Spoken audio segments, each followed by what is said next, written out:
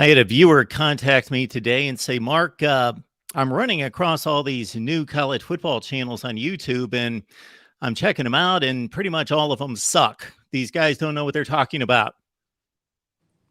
So you've come to the right place. Check out Steve's work on Michigan Podcast, of course, in the Bigger Ten. Steve Deace joining us each and every week here on The One. I am going to humbly but proudly put myself in the same category. Watch us here at the Voice of College Football as well. Steve and I, for the past 5 weeks, have put together a show here live every Thursday at 5 p.m. Eastern Time called The One, because it is one major college football topic for us to discuss and debate. Our views are authentic. We are not going to just argue for the sake of argument's sake and disagree, but we will share our thoughts. All right, Steve, let's tee it up here.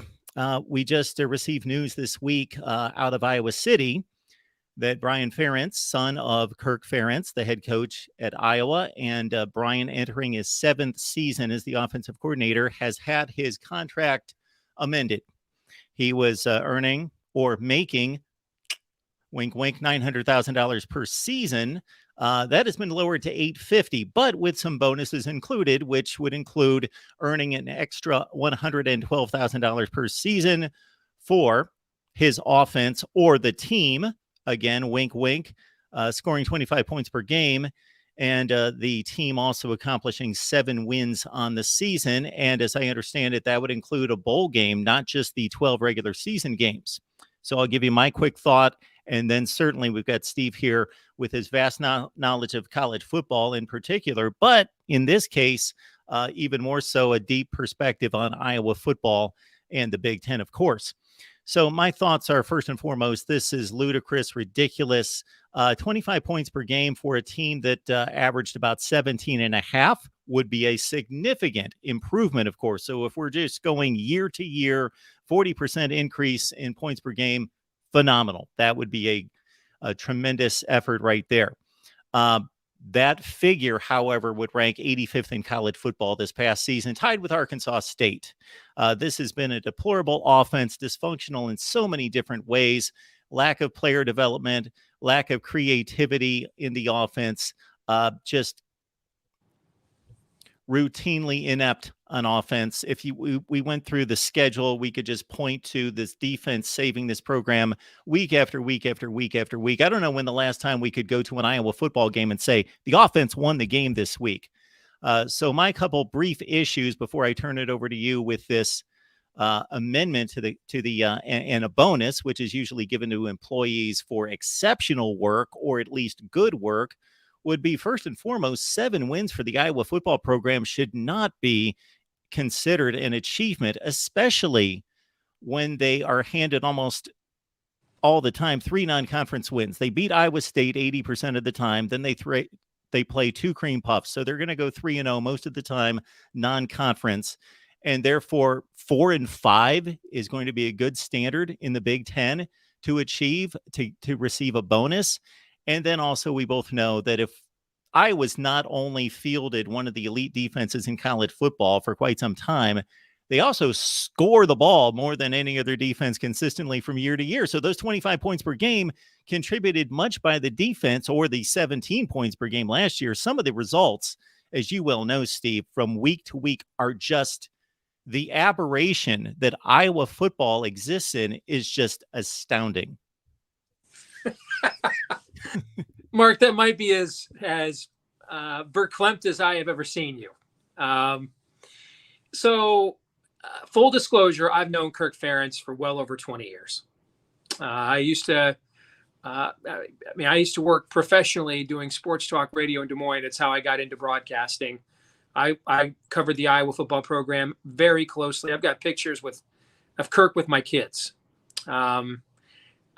Now, it's been a few years, given what I do now, since I was intimately around the program, but the same guy's been running it the whole time. And he's the same guy that he has been the whole time. He hasn't really, changed at all. So I've got a lot of experience with Iowa football. And this has been an issue his entire tenure. I mean, they have rarely finished in the top 80 in total offense since Kirk has been there. Going back to 1999. I mean, it's been very rare. I mean, I remember taking frustrated phone calls in Des Moines from Iowa fans about, this was the original offensive coordinator doing bubble screens on 3rd and 12. Okay. I mean, this is not new. This is not new. As you were, here's what should be said. They've averaged 9 wins a year in the last 3 non-COVID seasons. In the COVID year, they started 0-2 and went 5-2. And that was the year, by the way, that he had to put down a brouhaha in his own program about whether he's a racist or not. Right? So in this day and age, you don't come back from that scarlet letter very often. Before you even get a hearing or an adjudication of such, the mere accusation is an ender, particularly if you are in the boomer and Caucasian categories that Kirk resides in.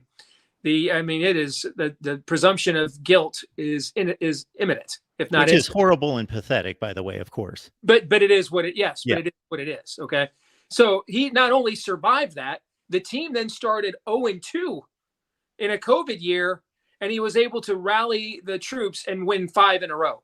All right, so. This is what I think Kirk Ferentz did with the Brian Ferentz thing.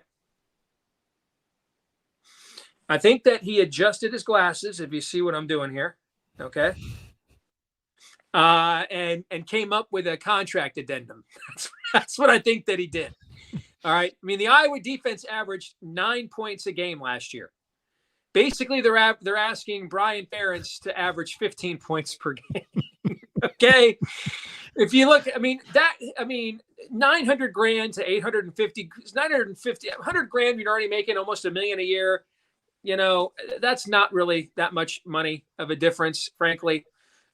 He essentially gets restored for accomplishing almost exactly what he had been accomplishing. I mean, I just think this is the Ferentzes just simply got together and just trolled their haters. And I say that as someone that has known Kirk Ferentz for over 20 years. I absolutely believe that's what has occurred here. And I got to say, even though I agree intellectually with your assessment, I have much respect, though, for my conclusion of what I believe has actually gone on. He's like, listen, man, I dug this program out of the crater that a Hayden Fry, who waited 2 years too late to retire, put us in.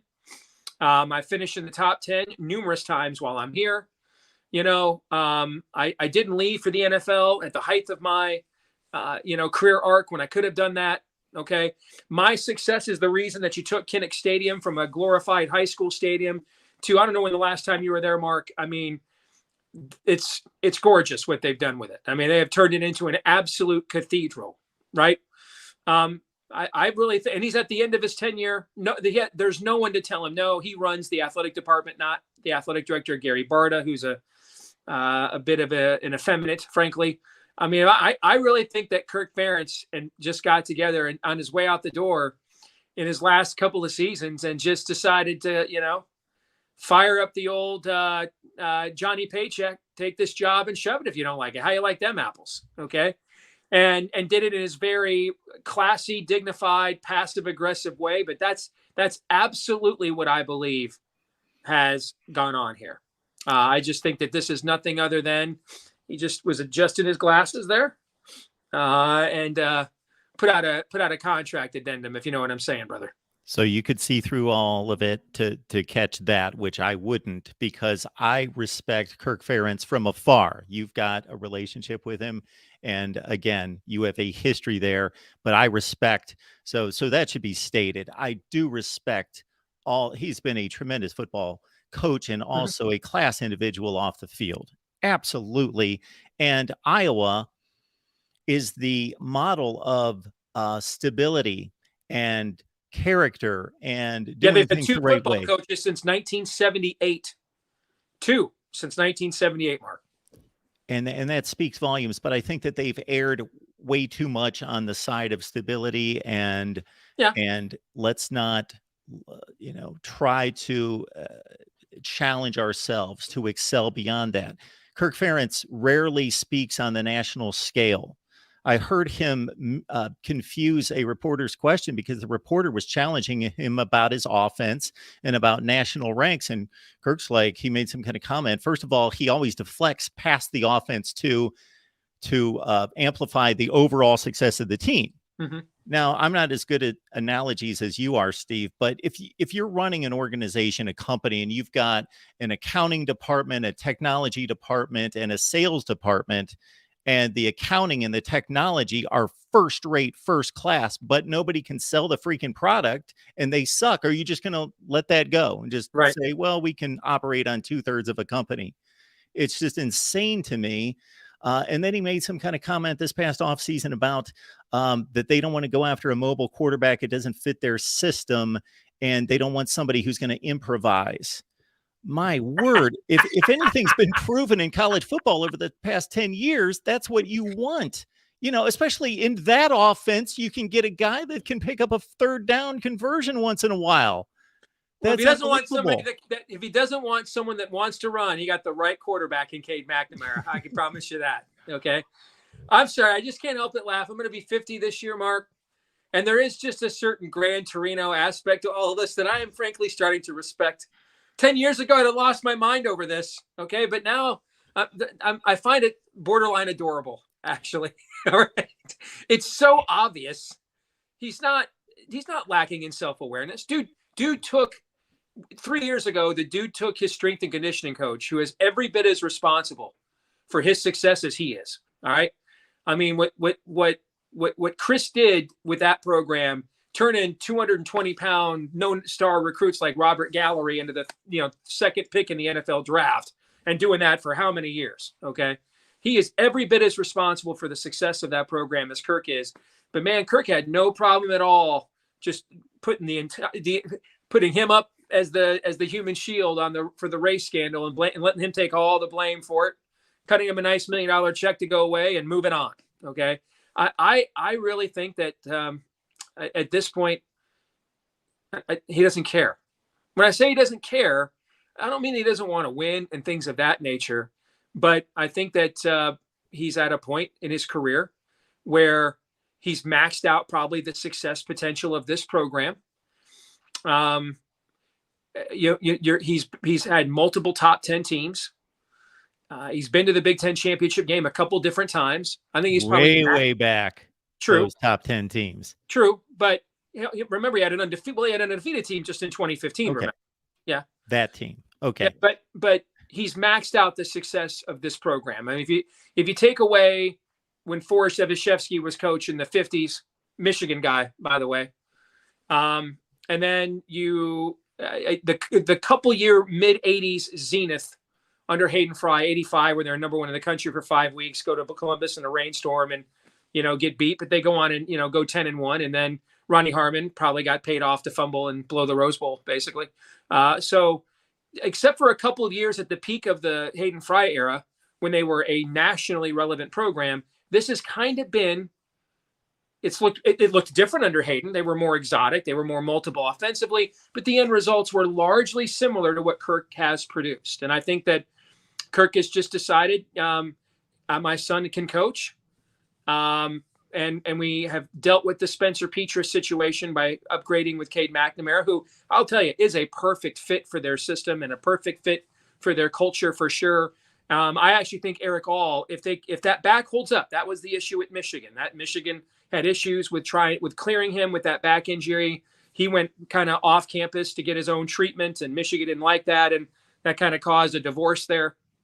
If All can hold up with that back, I mean, athletically, he has Dallas Clark kind of athleticism for an offense that obviously emphasizes that position, and I think that they're going to run those two guys out and try to prove that Brian Ferentz knows how to coach offense. Just Spencer Petras doesn't know how to play quarterback.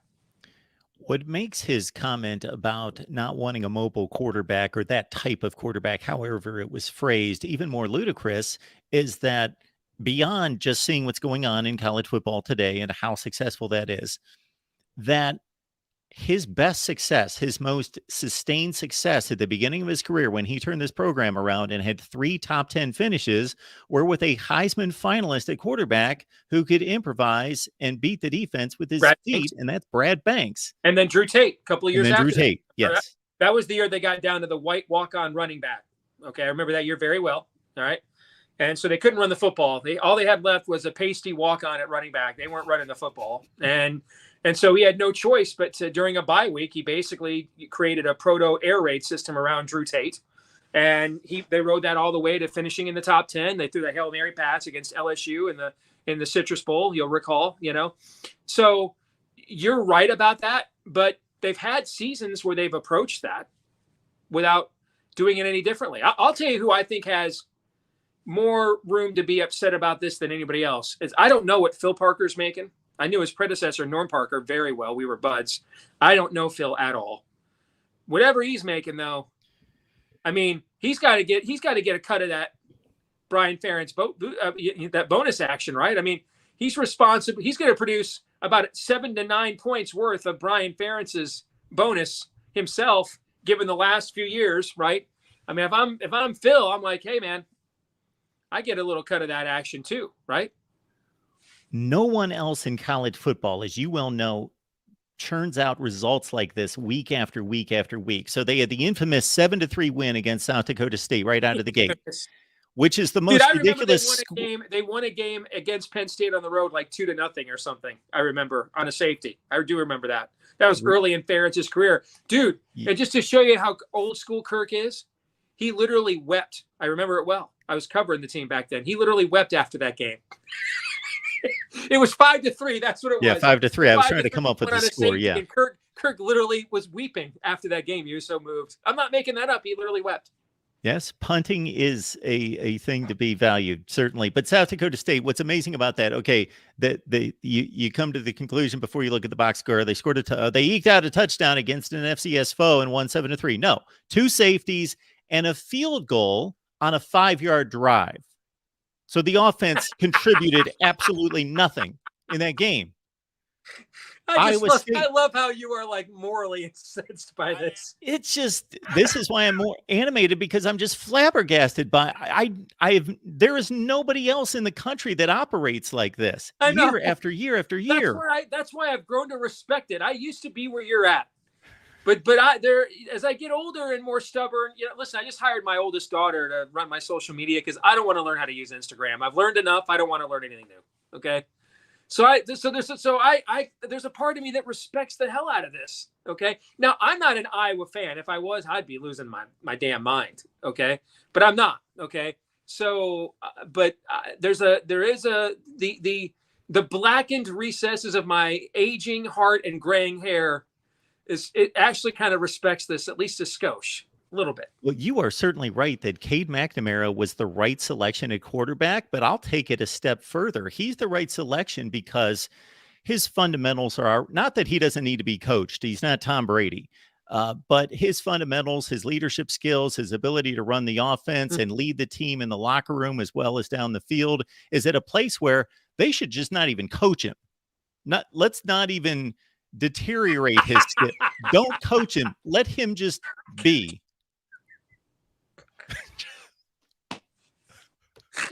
Really? Well, Cade's got his own quarterback coach and everything else. We heard about that at Michigan, so he might agree. So listen, man, I don't care who the OC is. Just let me do my own thing. All right. Give me the check with me system I had at Michigan. I'm almost always going to call the running play, no matter how many guys are at the line of scrimmage. So you're going to like me, okay? Just and keep Brian Ferentz the hell away from me.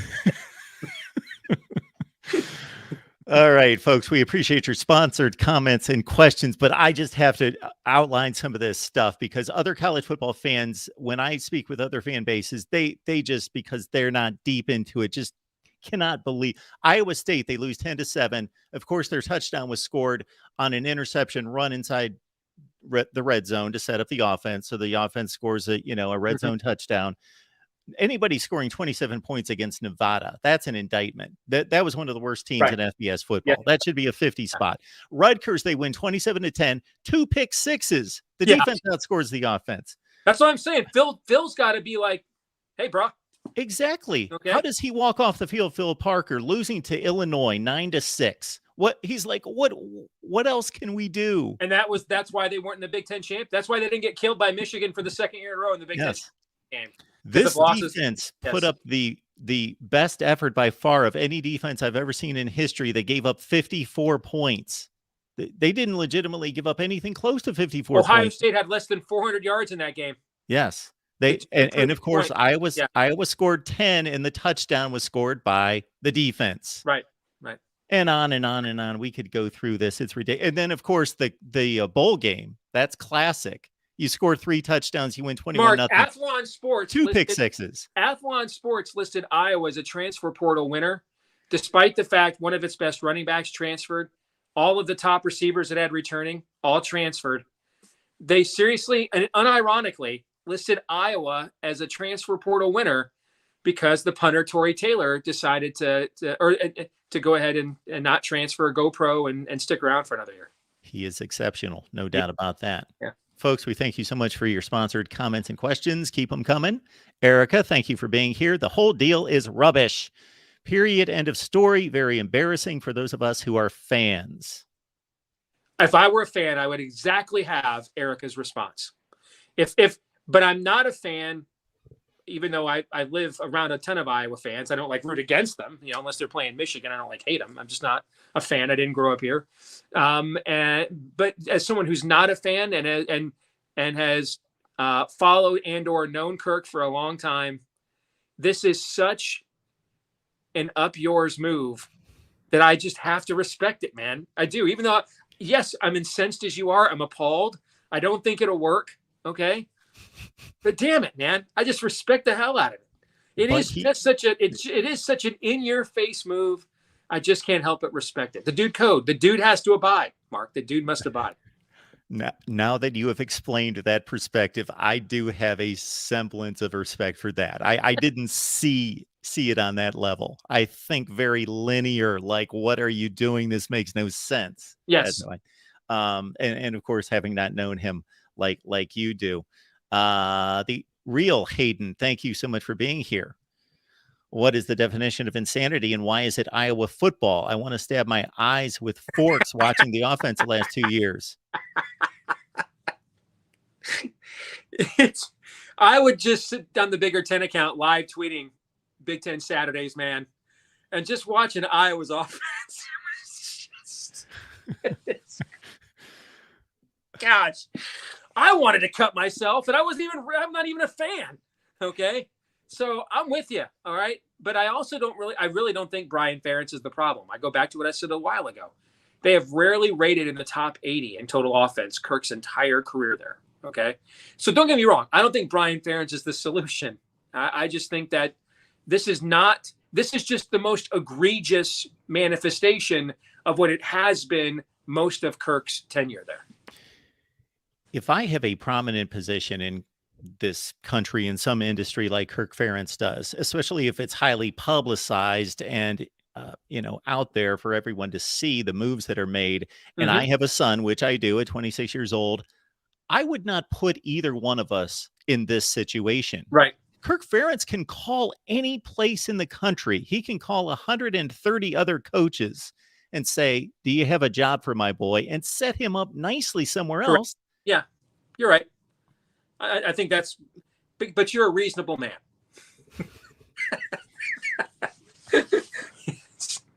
Mark Richt, he ended his tenure in Miami in the same situation. He hired his son, John Richt, who was not qualified as the quarterback's coach, and put himself in a situation where he had to step away. Well, this happened at Kansas State the first time Bill Snyder retired. He wanted his son Sean to take over. The university said, what, the special teams coach, just because he won the Lucky Sperm Club? We're not doing that. They went out and got Ron Prince. That didn't work. And then Bill came back. And then Bill still wanted his son to take over again when he retired for the second time. And the university made a great hire in Chris Kleiman. But it's not unique. Solomon often wants Rehoboam to take over for him. That's not unique. That's a biblical reference for all of you there. Good stuff.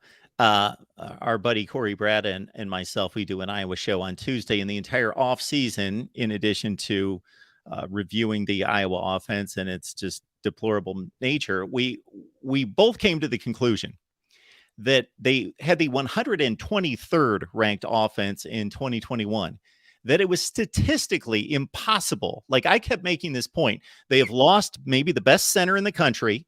They have lost one of the best wide receivers in the Big Ten, Charlie Jones. They've lost their best running back. They probably will be worse on offense, but I thought statistically they can't be. There's just no way. They could practically just run off tackle right, run off tackle left, and then throw a play action pass to the tight end every series and produce more yardage than they typically do. You're actually selling me on this even more. It's just insane. It's so spiteful by Kirk. It is so spiteful that I'm now rooting for it. Okay. And look at their schedule. He may have the last laugh because the schedule is very favorable. The last couple of years it has not been, but this year it is very favorable. You bet it is. Yeah. They can score their 25.2 points per game because of some well-placed points maybe against some of the non-conference opponents that tick them over 25 per game. Mm-hmm. Let's see if certain decisions are being made late in the season that bloat the final score. We'll see. One Scoop John, Michigan fan, appreciate you being here. Who should they have hired as offensive coordinator? Paul Chryst is a free agent. Everyone, don't forget to like, subscribe, and join Mark's Patreon for only $5. Good thinking with Chris. I mean, similar backgrounds, philosophies, systems. Now, I would imagine he's going to be heavily enjoying that nice big fat buyout he got from Wisconsin. It doesn't necessarily want to offset that, to be an OC. But I think that guy knows his college football, and I don't think that's an outlandish proposition at all.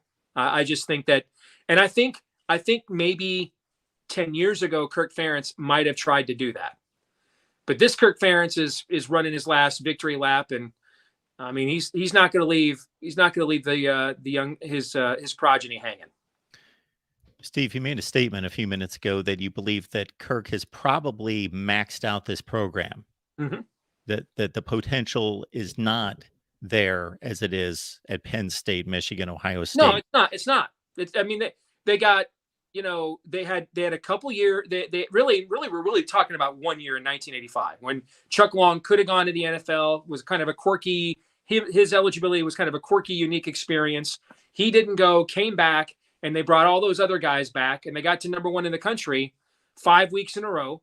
And other than that, the max out of this program from Hayden Fry on has been. They can get, up to number 7, number 8 at the end of the year and win 10 games, maybe 11 every now and then. And by the way, there's nothing wrong with that. That puts you in the top 30 programs in the country. And when they have almost no in-state recruiting base whatsoever. But yeah, I mean, averaging 9 wins a year, he has maxed out the program. And I think where Iowa fans are the most legitimately upset, and this is where I would agree with them wholeheartedly. This is the last year of divisions. And now you got USC and UCLA coming in. And I think you can pretty much see how this is going to play out. Almost every year in the Big Ten championship game, it's going to be some combination of Michigan, Ohio State, Penn State, USC, UCLA. Almost every single year. And I don't even know that UCLA belongs in that group. They have had 1 10-win season this century. All right. But it's a big brand, So let's just kick them out and put USC in there. One of those teams is going to be in the Big Ten championship literally every year, Mark. Literally every year. There's never going to be a year that all of those teams are not going to be good enough in one singular season to not make it. So one of those teams will make it every year. In a lot of years, most of them, in fact, 2 of those teams will. And so there's an opening here with divisional play for 1 more year to try for a program like Iowa.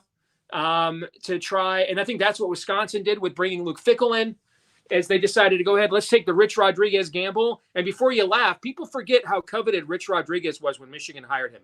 If Rich Rod had taken the Alabama job the year before, we never see one of the great dynasties in college football history, if not the greatest one. Nick Saban's never the Alabama coach. Rich Rod was the most coveted coach in America when he went to Michigan. All right. Just like Luke Fickell is right now, it was in a lot of places, and similar circumstance. They're going to blow up an entire 3-decade paradigm of how you win there. Okay, that's lasted under several different coaches going back to the patriarch and Barry Alvarez. They're going to blow that whole thing up, bringing in quarterbacks with 80 touchdown career passes and Phil Luongo from North Carolina. They're going to blow that whole thing up because they think that they have to see if that's their only path to try to still be a relevant championship caliber program, is to see if they can strike lightning there, right? Even though the recruiting base in the state probably doesn't support that kind of a scheme. Michigan did the exact same thing with a far greater recruiting base. Now, Fickle will have more institutional support. It's not nearly as divided there right now as it was when Rich Rod was brought in. Okay. But there's a similar circumstance there. And I think you're seeing both with the urgency of Iowa fans, the dramatic paradigm shift going on at Wisconsin. Who the hell knows what's going to happen with Nebraska? I have no clue where that program is, but there's just not going to be a window for Northwestern to make the Big Ten championship game in the immediate. I mean, for the foreseeable future, I don't think. Maybe I'm going to be 50. I mean, I would be willing to bet I will never see Northwestern in a Big Ten championship game ever again. The way things are going for Pat Fitzgerald the last 2 seasons, it doesn't seem like there's a foreseeable future of Northwestern having a winning record against MAC teams. My goodness, they've been so bad. What are they, 4-20 or something in the last 24 games or something like that? Last year they didn't win a game on this continent. So yeah. To go back to one of your earlier points about Iowa, I almost penciled them in for 8-4. They just seem like, when I think 8-4, I think Iowa.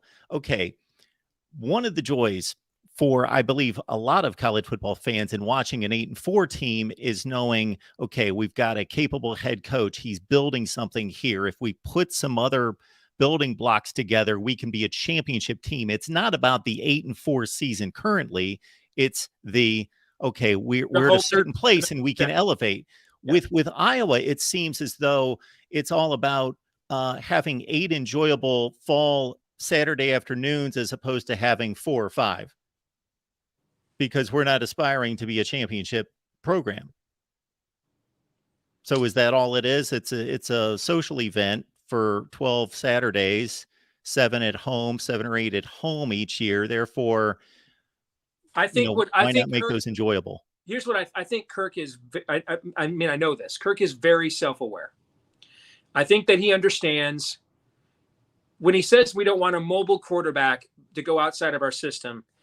That is Kirk avoiding saying bluntly, for us to be at the level you guys want us to be, the game has to look a certain way. We just aren't going to recruit the kind of players at Iowa that you're accustomed to seeing at some of these other places. We need the game, like Dick Bennett, Wisconsin basketball, and he got to a Final Four doing that. We need the game to look a certain way. Tony Bennett, Virginia basketball, won a national championship doing that with another level of recruit. Okay. But we need the game to look a certain way. We can't win if drawing it plays in the dirt. We can't win that way. We're not going to win that way. We have to win in the mosh pit. That's how we win. And then every few years, there's an opportunity in our roster where we have cycled up that we can have a 2015 or a 2009 kind of a season that he's had there. Okay. And I think that's his way. I think that's what he believes is the watermark of Iowa football.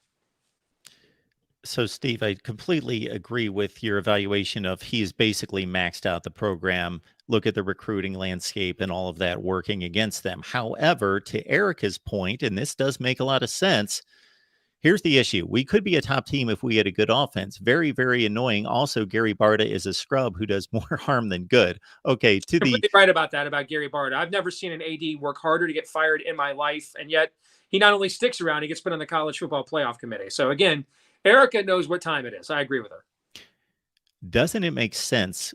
So again, I understand the recruiting footprint and the challenges that are there, but when you're producing on occasion elite offense, elite special teams, and usually very good, if the offense is not 115th in the country, if it's 70th in the country, if it's Wisconsin, aren't you doing what Wisconsin has been able to do, going to Big Ten championship games? I think Kirk agrees with you, and that's why Cade McNamara is there. I think Kirk is telling you that Spencer Petras is the problem, not Brian Ferentz. And now we're going, and you know what? We're going to find out. Okay. You know what Cade McNamara can and cannot do. Cade McNamara is a leader of men. He knows how to lead a program. He knows how to rally young men. Cade McNamara makes winning plays. He is not a prolific quarterback. He's a capable one, however, that also is a coach on the field and gets the most out of his teammates. And in fact, it's this time of year right now where Cade will pay more dividends for them than even on the field. Just what he is from a leader culture standpoint. And so this is provided they can keep Cade upright, because they need the offensive line to be better than it was a year ago. Provided they can keep Cade upright, this year will give you a definitive verdict on Brian Ferentz.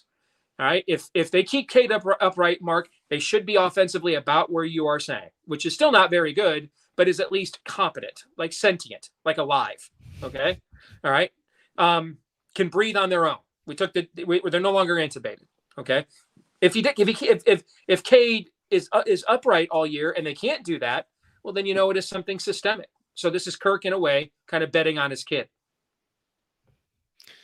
Erica, thank you so much once again. He put up the middle finger to the entire fan base. Thank you for that, Erica. Steve Deace, Michigan Podcast and the Bigger Ten Podcast. Best place to find you, Steve?